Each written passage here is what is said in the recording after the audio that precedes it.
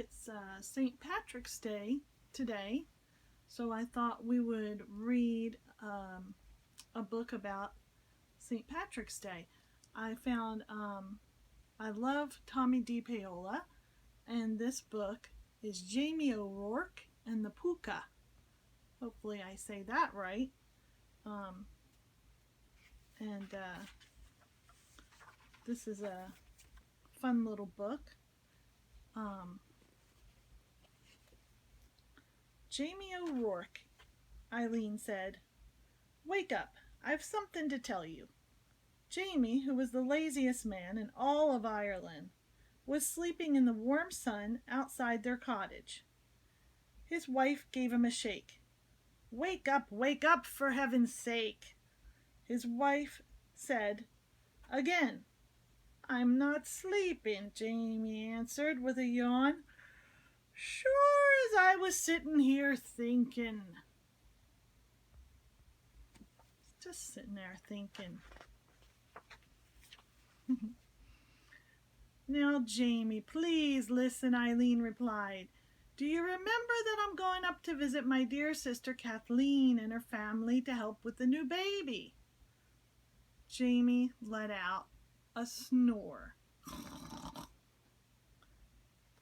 Eileen poked him.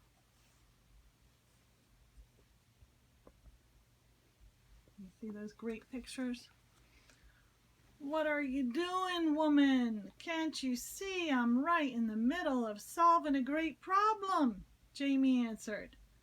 Well, now that all the fine thoughts that I was having have clear flown out of me head, you might as well tell me what's going on. He's pretty grumpy now. She bothered him. Eileen explained to Jamie for the 14th time, most likely, that she was off to Kathleen's and would be there for the better part of the week. Now Eileen went on, I've cleaned the cottage from top to bottom. I've cooked all kinds of good food and put them in the larder. All you have to do is the washing up each night and give a quick sweep of the broom every now and then. Well, me darling, you're too good for the likes of me, Jamie said, but don't you be worrying. I'll take good care of everything so's you won't even know you've been away. Now give me a kiss and off with ya. Down the road went Eileen O'Rourke.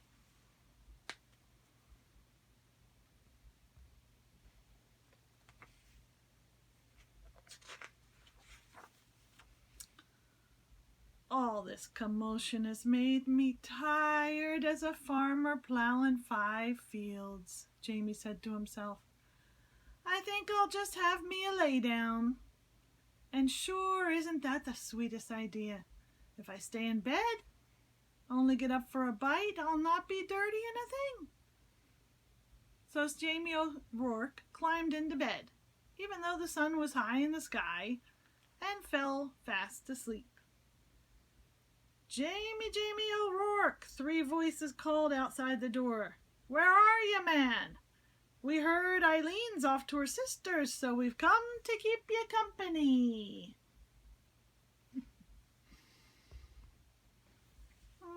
I wonder who's at the door. Jamie woke up and recognized the voices of his cronies, Patrick, Michael, and Seamus. Jamie got out of bed, and since he hadn't taken off his clothes, he didn't have to be putting them on again. Come in, lads, Jamie said, opening the door. The sun was sneaking behind the hills. Well, what have we here? Jamie asked, pointing to the crockery jug. This is the finest cider you taste this side of the country, Patrick said. Get some mugs, Michael said. And some grub, Seamus said. He knew that Eileen wouldn't have left Jamie without plenty of good things to eat. So all his buddies are over, ready to have some fun.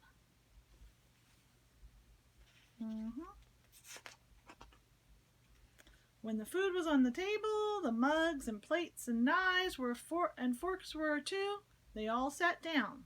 They had themselves a fine old time, laughing and eating until it was time to go home.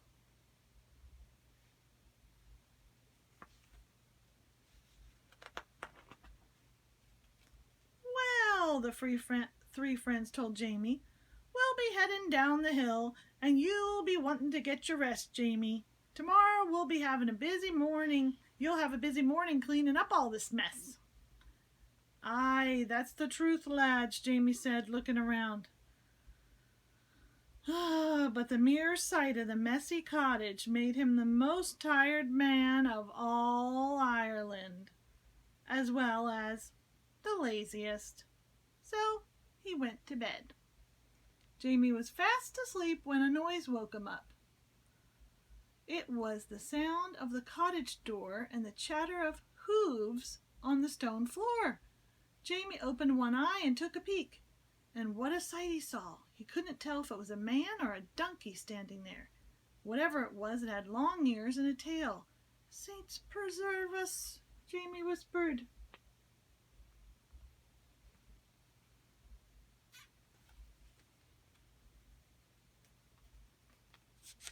I may as well begin first to last. The creature, who was a Pooka, said out loud to himself. He stirred the fire, poured some water into a big pot, and put it on the fire. As soon as the water was hot, the Pooka washed the dishes, the mugs, and the cutlery. He put the leftovers in the proper dishes back into the larder. He swept the floor and gave the fire a good raking. Then the Pooka left the house with such a slam of the door that Jamie nearly fell out of the bed. There he is, doing all the work. Strange.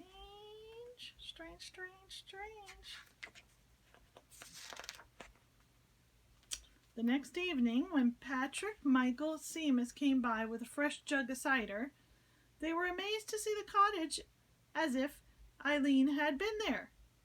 How did this all happen, they asked. Well, me lads, Jamie replied, I got up with the birds, and I cleaned it all up like any good husband would do when his darling wife was away. Patrick, Michael, and Seamus looked at each other.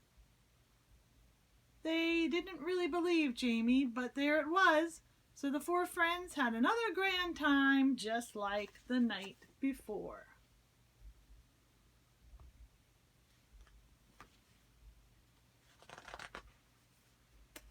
When his friends had gone, leaving even more of a mess, Jamie climbed into bed, but instead of falling asleep, he waited under the covers. And sure enough, the door opened and the Pooka was back, cleaning up everything fast and furiously. This is luck indeed, he said to himself. Why, with this creature coming and cleaning up, I can have me cronies here every night that is till Eileen comes home. There he is, just peeking out of the covers, watching. I wish I had a Pooka, because I don't like cleaning. And that is what he did. Night after night, Jamie, Patrick, Michael, and Seamus had a grand old time, making a grand old mess. And every night, the Pooka came in and set things to right. By the end of the week, Jamie was curious about the accommodating creature, so he decided to stay up and have a chat with him. He was a little scared when the Pooka came in and went right to the fire, but he took a deep breath, swallowed a mouthful of cider for courage, and he spoke up.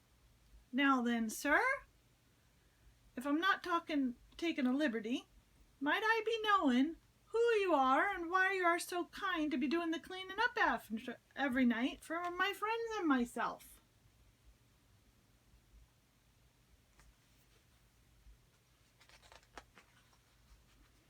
The Pooka turned around and looked at James. I'll tell you, and you're welcome to it. A long time ago, I was the laziest servant that ever was clothed and fed, and I did no work for it. When my time came for the other world, this is the punishment I was given for my lazy ways, to find a place each night to labor in. As I was wandering by the other night, I looked in the window of your cottage. As sure as can be, you needed my help. It's not so bad, for at least I'm out of the cold. But when I finish my work, the saints preserve us, that cold wind goes right through me. It wouldn't be so hard if I had a nice warm coat. Well, well, Jamie thought, I could probably help the poor creature out. The next night, after his friends left, Jamie sat and waited for the Pooka. Eileen would have been home tomorrow, but Jamie wasn't worried. He knew the Pooka would do an excellent job of cleaning up, especially when Jamie gave him the old coat he pulled from a trunk.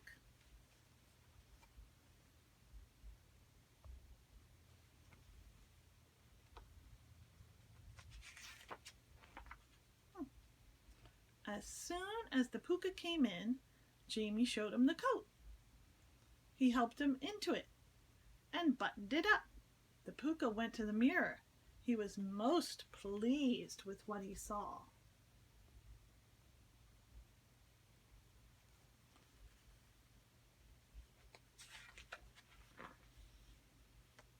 I'm much obliged to you, Jamie O'Rourke.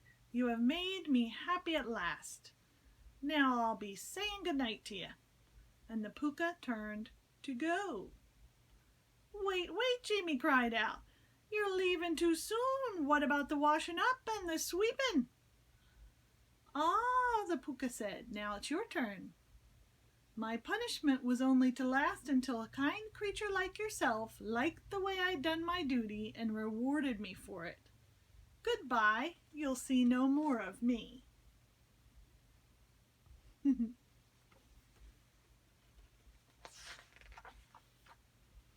The Pooka left, and there was Jamie with the mess. Or should we say Eileen? For when she arrived the next morning and looked around the cottage, she said, Oh, Jamie O'Rourke, what do you have to say for yourself? But Jamie said nothing.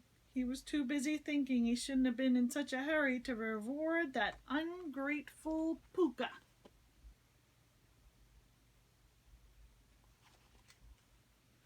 Even the dog is angry. Look at his dog. He's so cute. He's like, oh, the cat too. The little gray cat. He's like, And that's the end. And I thought I would read the author's note in the back. It says, this is the second book with Jamie O'Rourke. It says, Jamie O'Rourke is back. This time he's joined not only by his wife Eileen and his cronies, Patrick, Michael, and Seamus, but by a Pooka. According to William Butler Yeats, who collected, edited, and published many Irish folk tales, a Pooka is an animal spirit who lives a solitary life. Some people think that the word Pooka came from the Gaelic word Pach, a he-goat. Others also think a Pooka is a forefather of Shakespeare's Puck. Pookas come in many forms: a horse, a he-goat, a bull, even an eagle. One of the most famous Pookas is Harvey, the ambiguous friend of Jimmy Stewart in a play and a movie of the same name. Our Pooka was once a very lazy man who, when his time came for the other world, was given a punishment for his lazy ways. He had to come back to Earth as a Pooka and make up for all his work that he failed to do when he was alive. So watch out, Jamie O'Rourke. And now you learned something about an Irish folktale. All right, that was our St. Patrick's Day story for you. I hope you will click the like button and subscribe. And there's a link to Shoestring Books, is my little bookstore if mom and dad Grandma and Grandpa want to go look at that, you can click on the link. Okay, love you guys. Bye-bye. Good night.